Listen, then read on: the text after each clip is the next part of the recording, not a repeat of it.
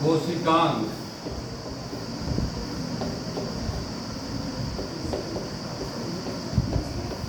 पहले से तीन हम लोग जानते हैं। एक तो कोशिका भित्ति, कोशिका भित्ति और कोशिका झिल्ली में अंतर है। ये कंसेप्ट आप जान लीजिए कि कोशिका झिल्ली सभी कोशिकाओं में पाई जाती है। एकदम निश्चित है कि सभी कोशिकाओं में कोशिका झिल्ली पाई जाएगी, अदरवाइज कोशिका सर्वाइव नहीं करेगी। और कोशिका भित्ति केवल पौधों की कोशिकाओं में पाई जाती है। ठीक है, ये थोड़ा सा अंतर है। और दूसरा है कोशिका द्रव और तीसरा है केंद्रक। तो कोशिकांग में सबसे पहले हम लोग मानते हैं कि केंद्रक भी एक कोशिकांग है। कोशिका का भाग भी एक, क्योंकि बहुत बड़ा होता है। तो सबसे बड़ा कोशिकांग है केंद्रक।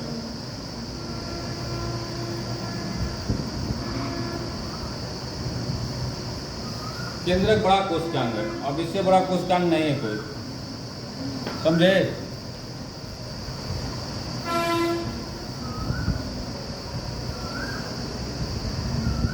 दूसरा जो महत्वपूर्ण कोशिकांग है, जो केंद्रक के बाद महत्वपूर्ण है, उसकी जो इम्पोर्टेंस है कुछ चीज़ों में वो केंद्रक के पैरेलल बनाती है।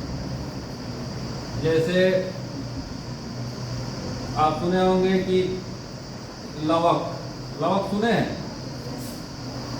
हाँ। और तीसरा है माइटोकॉन्ड्रिया।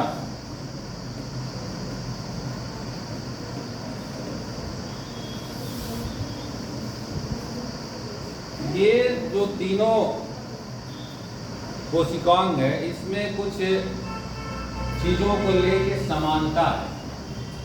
कुछ समान रूप से चीज़ें इन तीनों में पाई जाती हैं। जैसे केंद्रक में आप जानते हैं कि केंद्रक पूरी सेल को कंट्रोल करता है, सब लोग जानते हैं। और उस कंट्रोल करने के लिए जो सूचनाएं हैं वो किस फॉर्म में स्टोर रहती है? डीएनए के फॉर्म में स्टोर रहती है जो सूचनाएं हैं। तो केंद्रक में क्या पाया जाता है? केंद्रक में पाया जाता है क्या? डीएनए, जो सूचनाओं को कंट्रोल करने के लिए स्टोर है डीएनए के फॉर्म में। तो और भी चीजें हैं, आरएनए और प्रोटीन। ये तीन चीजें जो केंद्रक में पाई जाती है, जो ये केंद्रक को इस लेवल तक बनाती है कि वो जो फंक्शन हो रहा है इसमें सेल के अंदर, उसको कंट्रोल करें। अदरवाइज अगर ये नहीं रहेंगे तो सेल के अंदर कोई फंक्शन क्या हो पाएगा? कंट्रोल नहीं हो पाएगा। अब दो कोशिकांग ऐसे हैं जो ये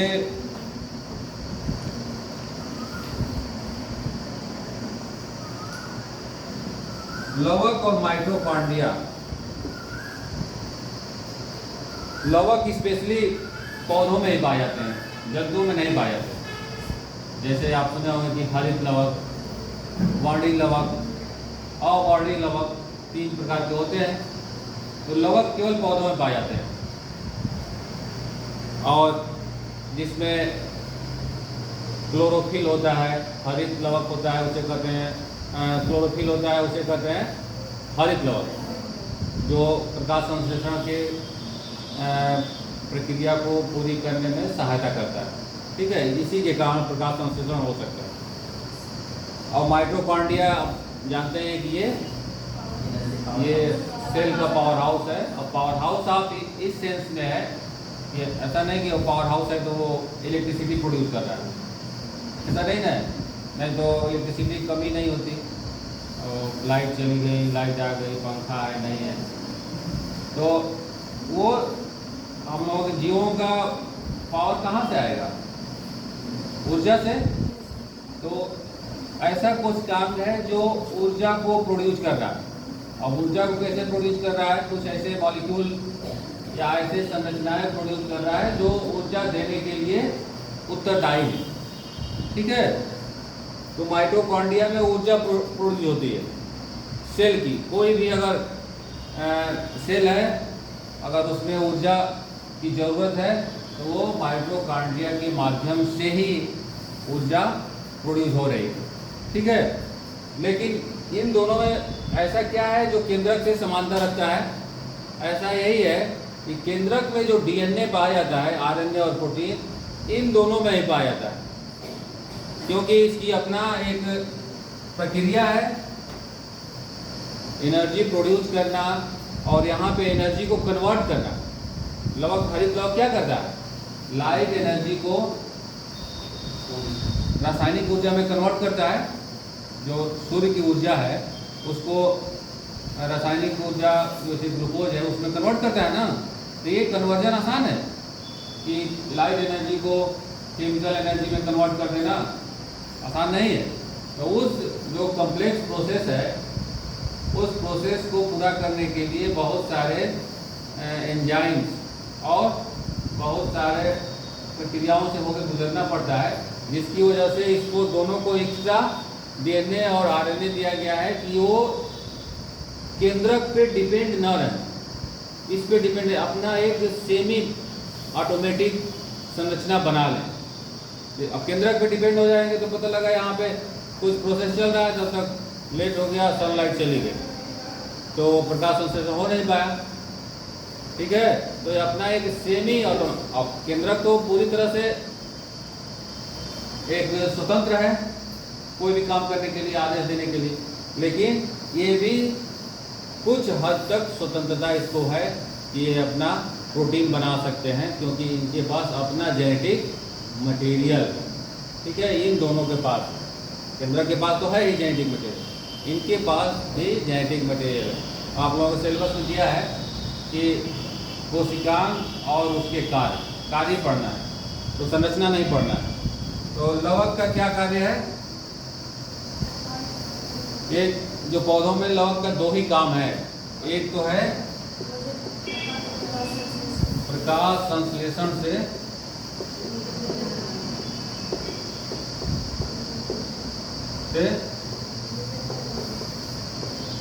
भोजन बनाना।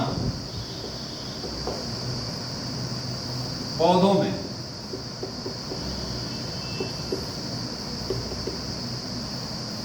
में ये क्या करते हैं कि भोजन बनाने में सहायता करते हैं। ऐसा संरचना है जो प्रकाश संश्लेषण की प्रक्रिया इसमें होती है। दूसरा लवक का काम एक और है जो भोजन बनाने के समान ही जरूरी है, कि भोजन को स्टोर करना, भोजन को संग्रहित करना।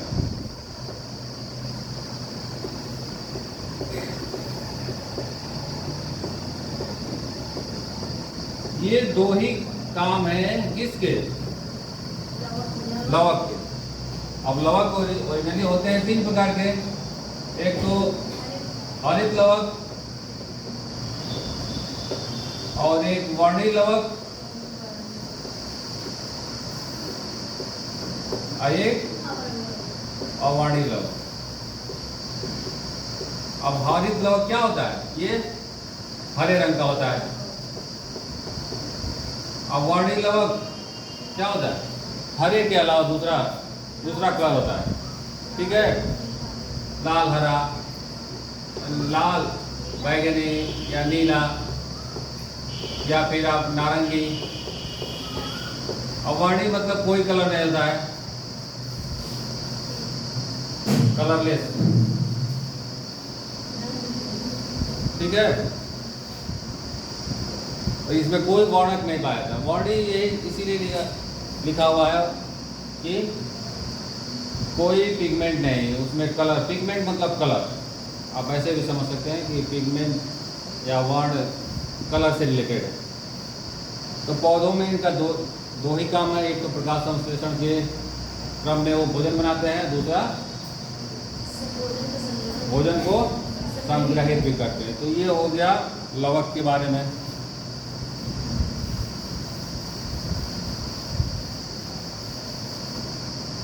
और दूसरा है माइटोकॉन्ड्रिया। तो माइटोकॉन्ड्रिया एनर्जी के मॉलिक्यूल्स बनाती हैं। ये इसका काम है कि ऊर्जा को उत्पन्न करना। ठीक है, एक ही काम है। अब जैसे आपके खाना क्या है, ऊर्जा का स्रोत ही है कि नहीं है जी? भी अब बहुत तरह के खाने तो बहुत तरह के हैं। अब वो जगह पे डिसाइड करता है। बगीचा में चले गए तो आम खा रहे हैं, और पार्टी में चले गए तो क्या खा रहे हैं?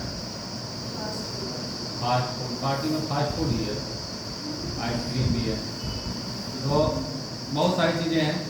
तो ये ऊर्जा के स्रोत वैरी कर रहे हैं। लेकिन अगर जीवों के शरीर में ये सब सारी चीज़ें जाती हैं तो एक यूनिफॉर्म ऊर्जा के स्रोत विकसित होता है।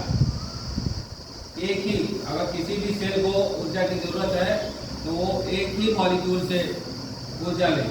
जैसे बाहर तो बहुत सारे मॉलिक्यूल हैं, कार्बोहाइड्रेट है, प्रोटीन है, फैट्स है, ये सब मॉलिक्यूल्स हैं। लेकिन शरीर के अंदर अगर ये सब चीज़ें जाएंगी तो एक एनर्जी का मॉलिक्यूल बनेगा जिसको ऊर्जा का स्रोत कहेंगे। उस एनर्जी के मॉलिक्यूल को क्या कहेंगे? हाँ, ये एनर्जी के मॉलिक्यूल कहते हैं ये एटीपी। ये एनर्जी का मॉलिक्यूल है। अगर जीवों के शरीर में कहीं पे भी ऊर्जा की ज़रूरत होती है तो वो एटीपी के द्वारा उसको पूरा करता है। अब ये जैसे ग्लूकोज एनर्जी का मॉलिक्यूल है। सारी चीज़ें आप खाते हैं और वो शरीर में जाके माइटोकॉन्ड्रिया में किस चीज़ में बदलता है? एटीपी। इसका नाम है फुल फॉर्म एडिनोसिन ट्राइफॉस्फेट। जैसे ग्लूकोज का भी कुछ साइंटिफिक नेम है, और वो केमिस्ट्री वाले जानते होंगे, हेक्सोस शुगर कहते हैं। इसी तरह इसका एडिनोसिन ट्राई मतलब 3 और फॉस्फेट, 3 फॉस्फेट है। और ये हमेशा बनता रहता है किसमें? माइटोकॉन्ड्रिया में। और शरीर में कहीं पे भी किसी भी सेल की वो ज़रूरत होती है, जब हमको एनर्जी चाहिए तो वो एडिनोसिन ट्राइफॉस्फेट उस एनर्जी को पूरा करता है। ठीक है, तो ये दो क्या हो गए कोशिकांग। इसके अलावा और कौन कौन से कोशिकांग हैं?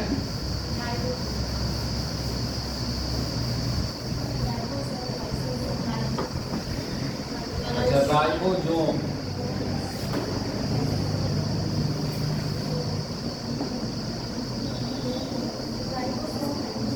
राइबोसोम है, राइबोसोम। और उसके बाद है लाइसोम।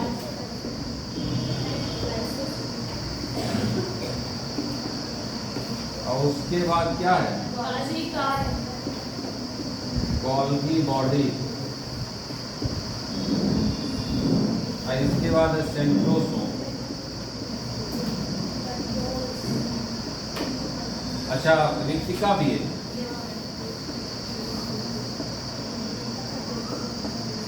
ठीक है,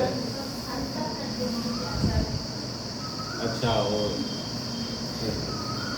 तो राइबोसोम, जैसे हम लोग के पास बहुत सारे ऑर्गन हैं कि नहीं? हाँ, जैसे आँख से देख सकते हैं, कान से सुन सकते हैं, ऐसा है ना, टंग से टेस्ट ले सकते हैं। उसी तरह सेल के अंदर भी अलग अलग कोशिकांग हैं। किसके लिए? अलग अलग वर्क के लिए। आप पहले पढ़े हैं कि सेल या कोशिका क्रियात्मक इकाई है कि नहीं? तो क्रियात्मक इकाई इसीलिए क्या आता है कि उसमें सारी क्रियाएं होती हैं जो आपके शरीर में होती है या जीवों के शरीर में होती है। तो वो सब सारी क्रियाएं करने के लिए ये कोशिकांग हैं। और इसमें क्लियर स्पष्ट रूप से कार्यों का विभाजन है कि अगर ऊर्जा उत्पादन करना है तो माइटोकॉन्ड्रिया में जाएगी, अगर प्रकाश संश्लेषण करना है तो लवक में जाएगी। उसी तरह अब जैसे आप लोग पढ़े कि केंद्रक एक बहुत सेल का सबसे बड़ा कोशिकांग है, राइबोसोम सेल का सबसे छोटा कोशिकांग है।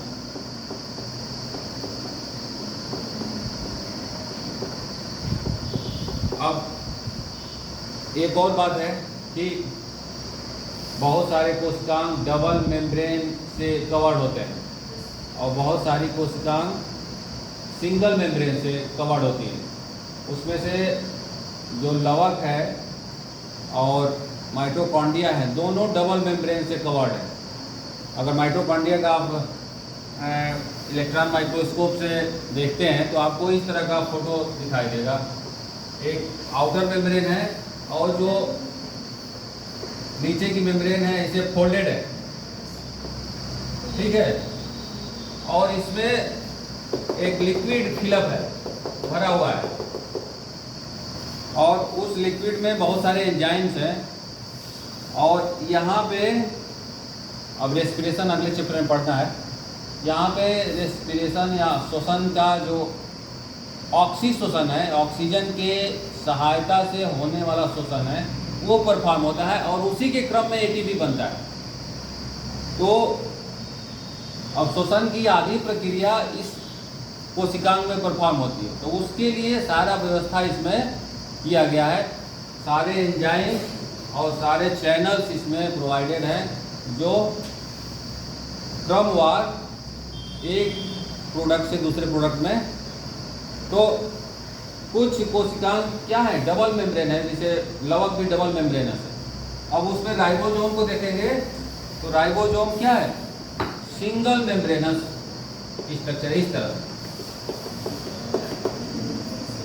Single membrane.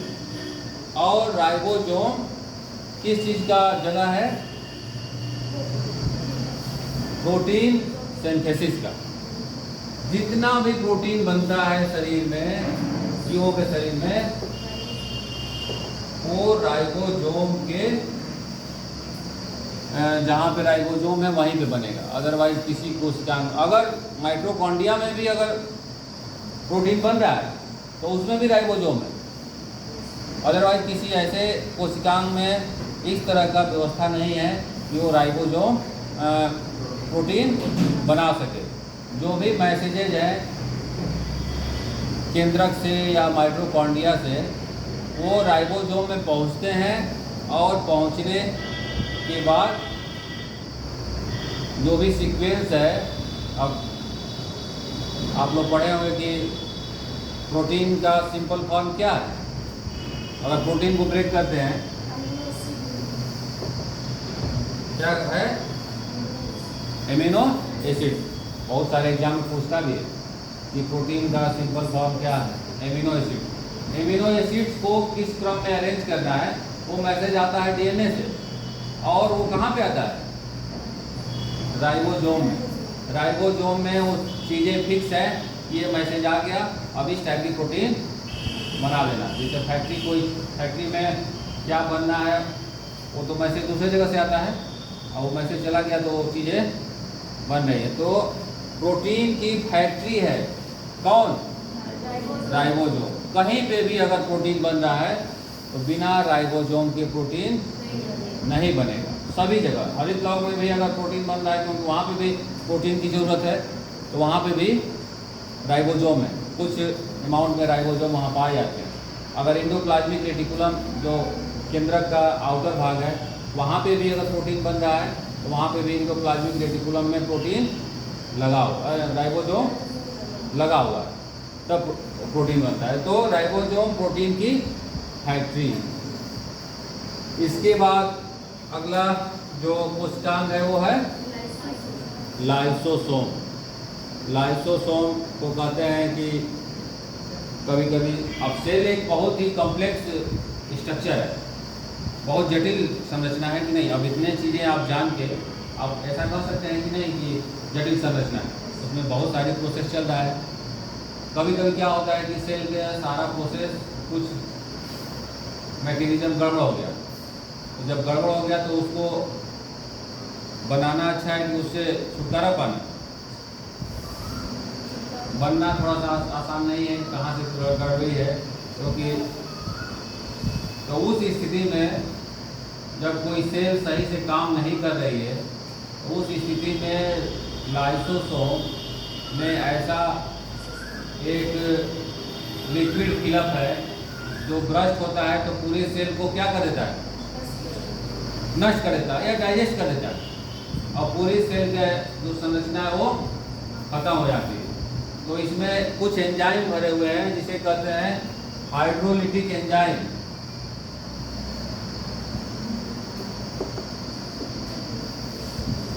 एंजाइम मीन्स होता है कि जो अपना एक विशेष काम कर दे, ऐसा केमिकल जो किसी विशेष काम के करने के लिए विशेषकृत हो। तो हाइड्रोलिटिक एंजाइम भरे हुए हैं। कभी भी अगर इस तरह की संभावना होती है कि सेल सही से परफॉर्म नहीं कर पाती हैं, तो वो लाइसोसोम भ्रष्ट हो जाते हैं और पूरा सेल डाइजेस्ट हो जाती है। तो इसीलिए इसको कहते हैं आत्महत्या कर लिया।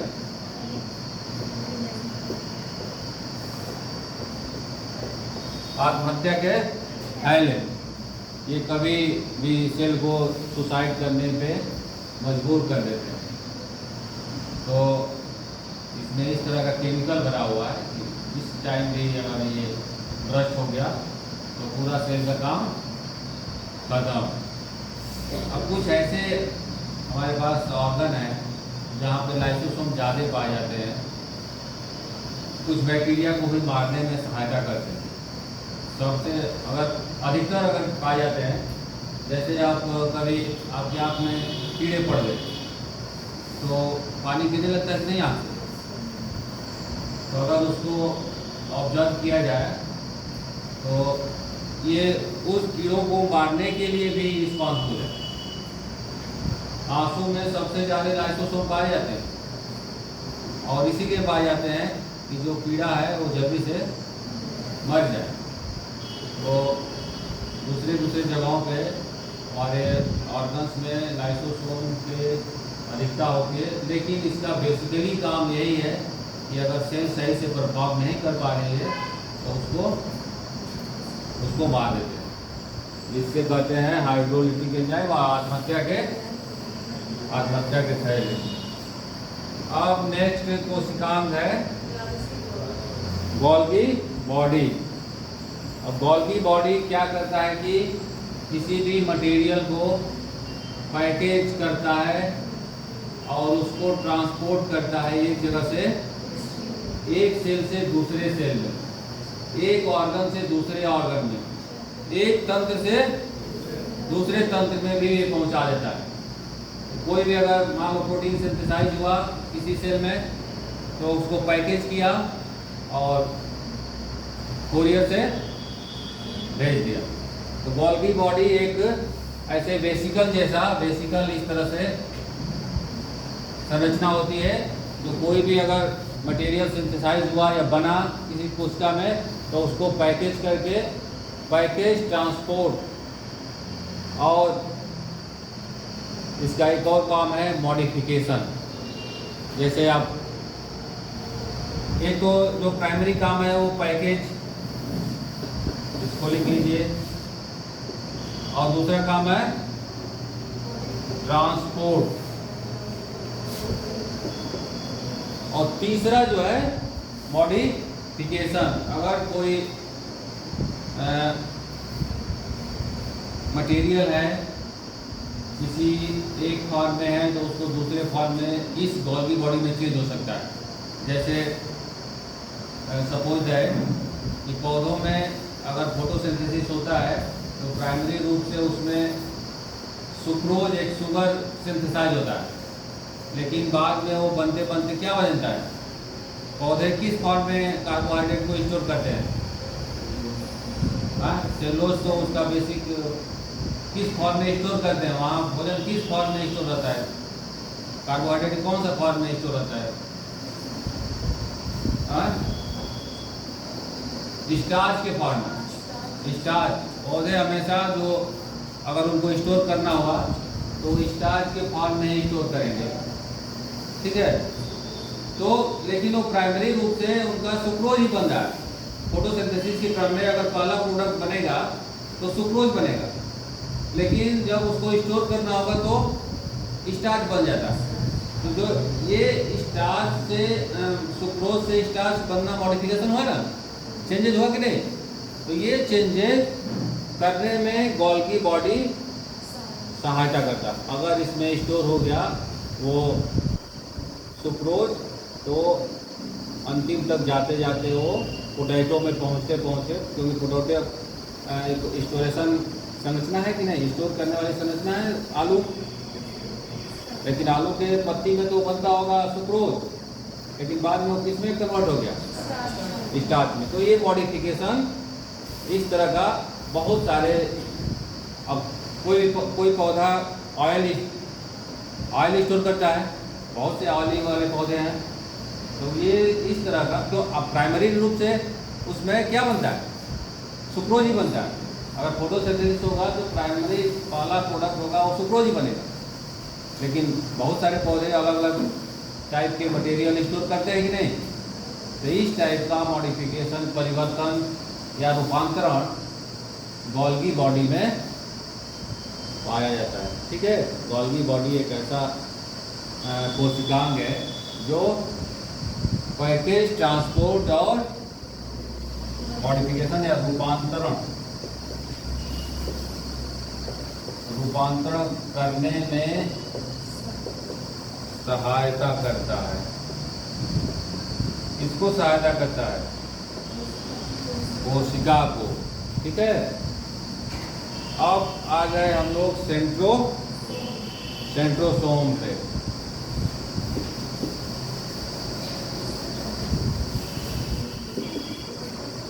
सेंट्रोसोम का काम है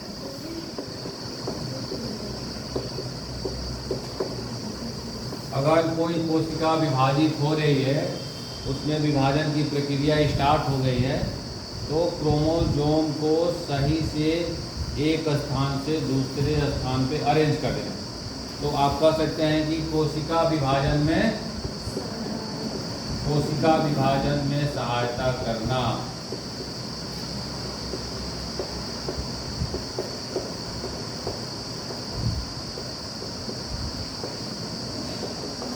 ठीक है, ये हो गया कोशिका विभाजन। अब देखिए रिक्तिका।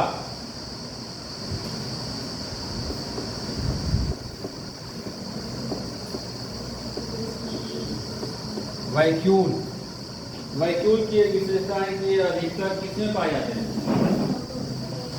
अधिकतर पौधों में पाए जाते हैं। बड़े बड़े वैक्यूल पौधों में पाए जाते हैं, बहुत छोटे छोटे या नहीं पाए जाते किस कोशिका में? जंतुओं कोशिका में वैक्यूल नहीं पाए जाते, या पाए भी जाते हैं तो बहुत छोटे पाए जाते हैं। पौधों की जो रिक्तिका का जो प्रारंभिक काम है वो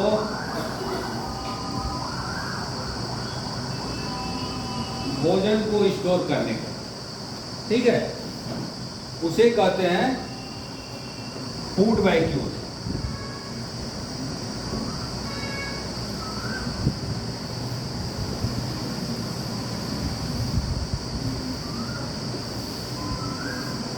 भोजन को स्टोर करने का काम है रिक्तिका। इसके अलावा दो और काम है। जैसे आप सुने होंगे कि कुछ कोशिकाएं हैं जो एक कोशिकीय जीव है, उसमें अगर सेल में ज़्यादा पानी आ गया तो उस पानी को सेल से बाहर निकालने का भी काम करते हैं, जिसे कहते हैं कंट्रक्टाइल वैक्यूल, ठीक है। सुने होंगे, उसमें पाए जाते हैं अमीबा में और दूसरे पैरामीशियम में। कंट्रक्टाइल वैक्यूल का काम है कि अधिक पानी को सेल के अंदर से बाहर ट्रांसफर करना, तो एक हो गया फूड वैक्यूल और कंट्रक्टाइल वैक्यूल।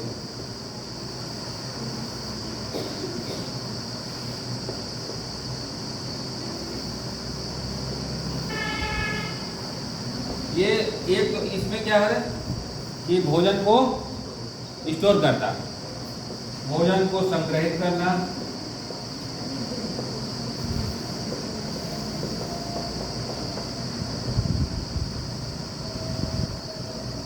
और ये ज्यादा पानी को क्या करना,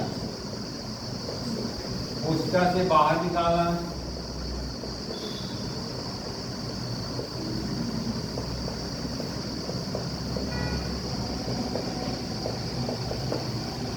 और एक और है गैस वैक्यूल। वैक्यूल 3 टाइप के होते ही हैं और तीनों का उनका जो डिवीजन है वो कार्यों पे ही है।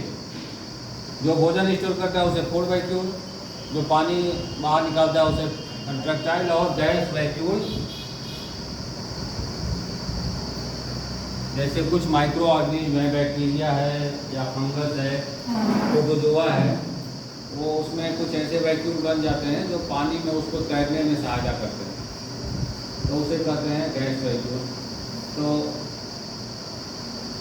सूक्ष्म जीवों को तैरने में सहायता कर, ये बहुत रेयर है, लेकिन 99% वैक्यूल का काम है क्या, फूड को स्टोर करना। 99%। ये थोड़ा सा एक्सेप्शन है कि कहीं कहीं कुछ जीवों में ये अधिक वाटर को सेल से बाहर निकलता है, और बहुत रेयर ये है कि गैस वैक्यूल कुछ सूक्ष्म जीवों में पाए जाते हैं, वो तैरने में सहायता करते हैं।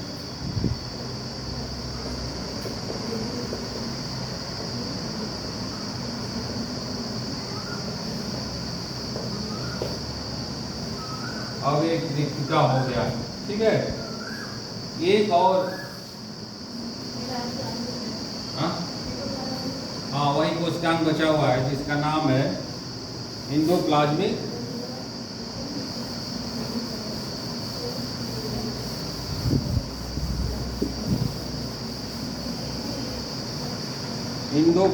रेटिकुलम।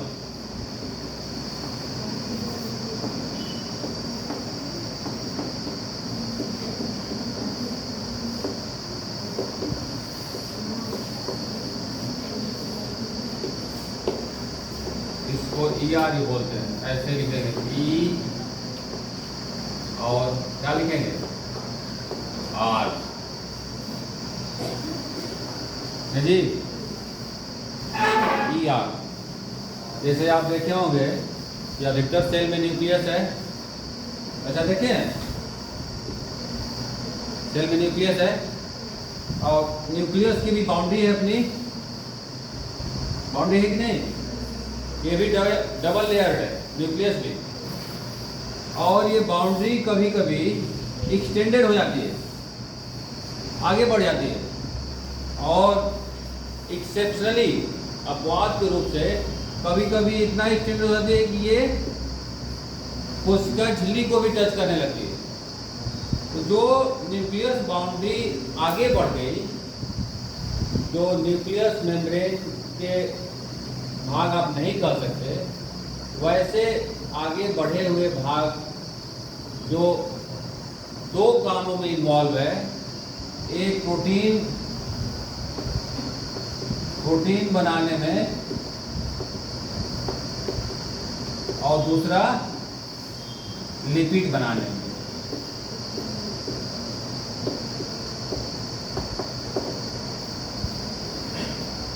ये न्यूक्लियस के पार्ट नहीं है, कभी कभी अब इसी में से कभी कभी कोई चीज़ बन रहा है तो इसमें से डिटैच हो गया ये वाला पार्ट, तो वो बन जाता है गोल्गी बॉडी, अलग हो गया तो, ठीक है।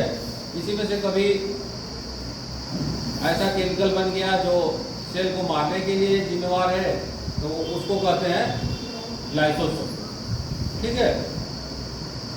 अब आप जानते हैं कि प्रोटीन अगर कहीं पे बन रहा है तो वहाँ कौन सा कोशिकांग है, राइबोसोम है। तो जिस एंडोप्लाज्मिक रेटिकुलम पे राइबोसोम अटैच्ड है, ठीक है, तो उसे कहते हैं रफ ER।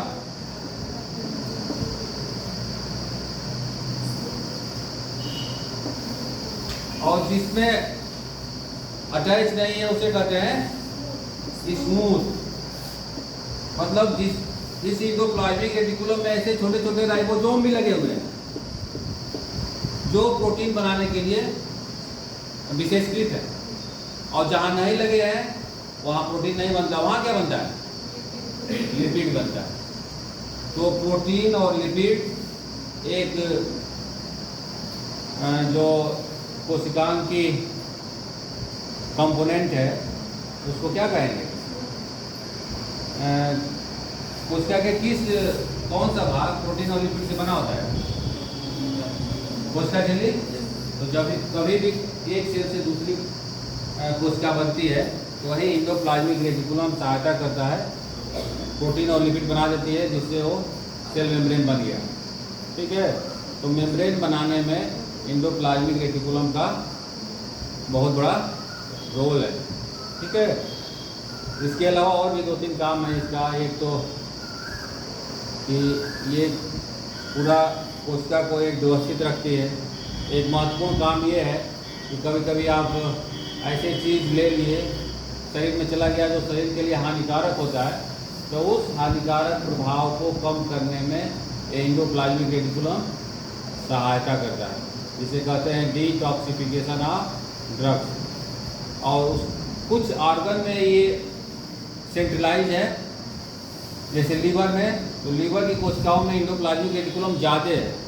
इसीलिए ज़्यादा है कि वहाँ पे कभी दूसरे केमिकल का प्रभाव को शरीर में ज़्यादा हो नहीं पाए, इसलिए कम करे, और वो काम एंडोप्लाज्मिक रेटिकुलम करता है, डिटॉक्सिफिकेशन ऑफ